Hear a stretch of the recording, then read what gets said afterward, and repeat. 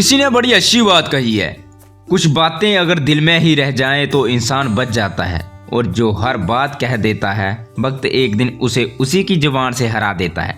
नमस्ते दोस्तों, स्वागत है आपका BR स्टोरी चैनल में। आज मैं फिर आया हूँ एक छोटी सी कहानी लेके। कहानी कुछ ऐसी है। एक दिन आचार्य चाणक्य टहलते टहलते एक नदी किनारे बैठे। पास में चंद्रगुप्त बैठा था, शांत लेकिन उलझा हुआ। चाणक्य ने पूछा, क्या सोच रहे हो पुत्र? चंद्रगुप्त बोला, गुरुदेव, क्या हर बात दिल में रखना ठीक होता है?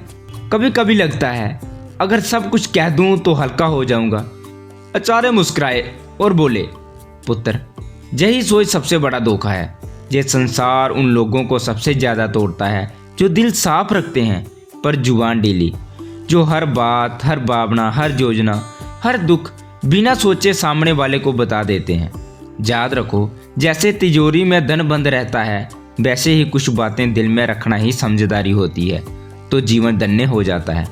बोलना हर किसी के बस की बात होती है, लेकिन चुप रहना एक कला है, और जो इस कला में माहिर हो जाए, दुनिया उसका कुछ नहीं बिगाड़ सकती। आचार्य ने गहरी सांस लेते हुए कहा, आज मैं तुम्हें वह 7 बातें बताऊंगा जो चाहे कोई कितना भी अपना लगे, उन्हें कभी किसी से नहीं बताना चाहिए, क्योंकि अगर ये बातें बाहर आ गई तो दुनिया तुम्हें तुम्हारे ही शब्दों से हराएगी।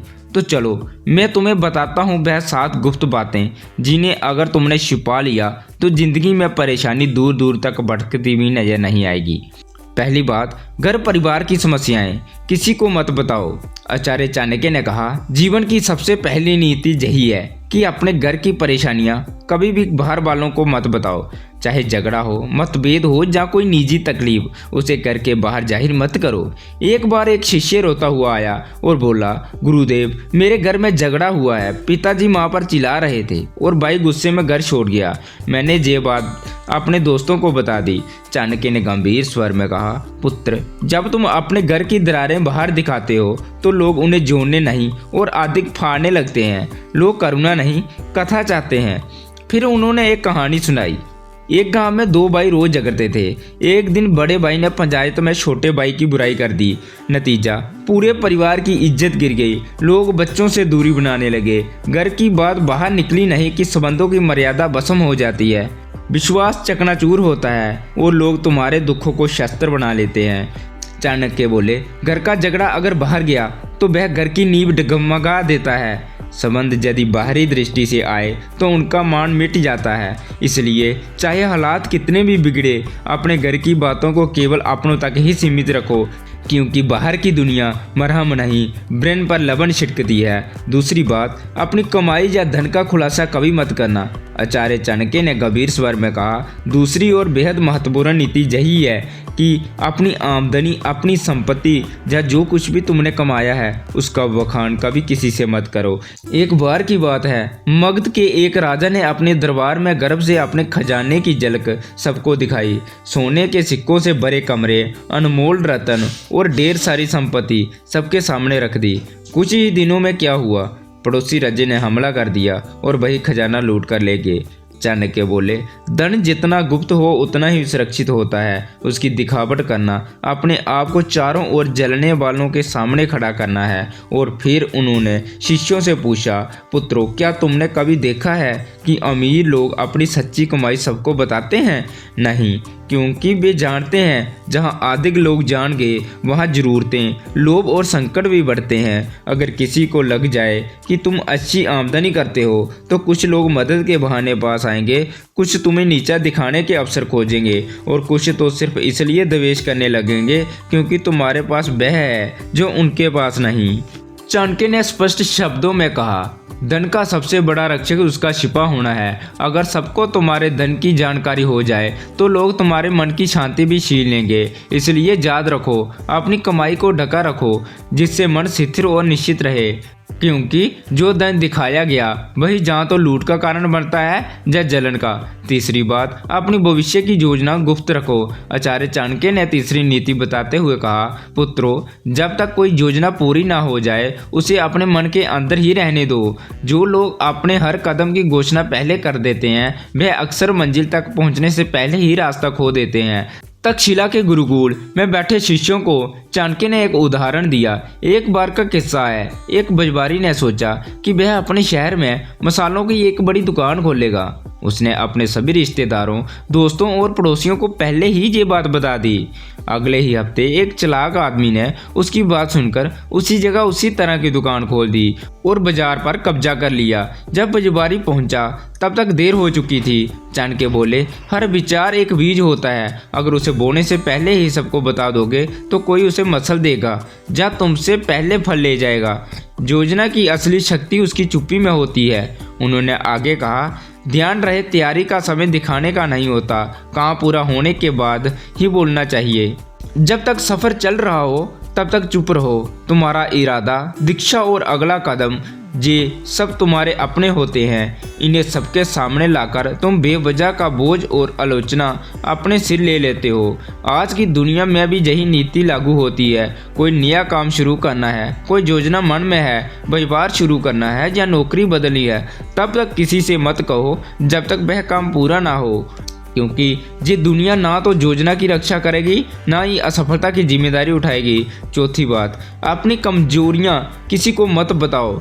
आचार्य चाणक्य ने गंभीर स्वर में कहा, पुत्रों, जिस दिन तुमने अपनी कमजोरी किसी और को बताई उसी दिन तुमने हार की पहली सीढ़ी चढ़ ली। तक्षशिला के गुरुकुल में एक दिन एक शिष्य ने पूछा, गुरुदेव, अगर हम किसी अपने को अपनी पीड़ा, डर या कमजोरी बता दें तो क्या वह हमें समझेगा नहीं? चाणक्य मुस्कुराए और बोले, अपने अक्सर तब तक साथ होते हैं जब तक तुम्हारी ताकत उन्हें फ़ायदा देती है, लेकिन जैसे ही तुम्हारी कमजोरी सामने आती है वही लोग जहाँ तो दूर हो जाते हैं जहाँ पीठ पीछे वार करते हैं। उन्होंने एक कहानी सुनाई। एक योद्धा था जो तीरों से डरता था। उसने अपने सबसे करीबी साथी से कहा, अगर युद्ध में तीर चलने लगे तो मुझे पीछे कर देना, मुझे डर लगता है। कुछ समय बाद वही साथी शत्रु से जा मिला और युद्ध में सबसे पहले तीर उसी योद्धा की ओर चलवाए, क्योंकि उसे पता था कहाँ वार करना है, और वह योद्धा बिना लड़े ही धराशायी हो गया। चाणक्य बोले, कमजोरी तब तक ताकत है जब तक केवल तुम्हें पता हो। जिस दिन वह किसी और को पता चल गई वह तुम्हारा विरुद्ध सबसे तेज अस्त्र बन जाती है। उन्होंने चंद्रगुप्त की ओर देखकर कहा, राजा वही होता है जो अपने डर को तलवार में छिपा ले और चेहरे की मुस्कान में अपने घावों को भी छुपा ले। तो याद रखो मेरे दोस्तों, अपने डर, अपनी तकलीफ़ों, पुराने घाव, इन्हें अपने भीतर रखो, क्योंकि दुनिया में बहुत से लोग मदद नहीं करते, हार का तमाशा देखने के लिए खड़े रहते हैं। पांचवी बात, अपने दान का बखान मत करो। आचार्य चाणक्य मुस्कुराए और बोले, पुत्र, जो दान जुबान से बोला जाए वो पुण्य नहीं, अहंकार का प्रदर्शन होता है। गुरुकुल में बैठे शिष्यों ने प्रश्न किया, गुरुदेव, अगर हमने किसी गरीब की मदद की, किसी भूखे को भोजन दे दिया या किसी छात्र को शिक्षा के लिए सहायता दी तो क्या ये बताना गलत है? चाणक्य ने शांत स्वर में कहा, जब तुम दान करते हो और फिर उसी का प्रचार करते हो तो वह मदद नहीं रह जाती, वह तुम्हारे घमंड को बढ़ाने का तरीका बन जाती है। उन्होंने चंद्रगुप्त को संबोधित करते हुए कहा, एक बार एक राजा ने दरबार में घोषणा की, मैंने इस वर्ष 100 गाय ब्राह्मणों को दान दी है। लोगों ने तालियां बजाई, पर उसी रात सपने में उसे एक वृद्ध ब्राह्मण मिला और बोला, राजन, आपने जो दिया वह पुण्य नहीं बना, क्योंकि आपने उसका बखान कर दिया। दान तभी फलदायक होता है जब वह छुपा हो।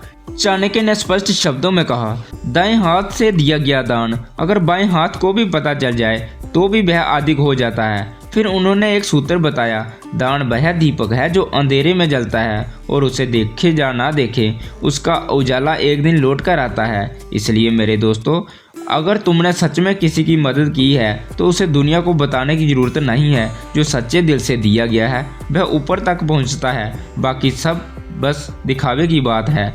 छठी बात, अपमान और हार की कहानियां कभी मत सुनाओ।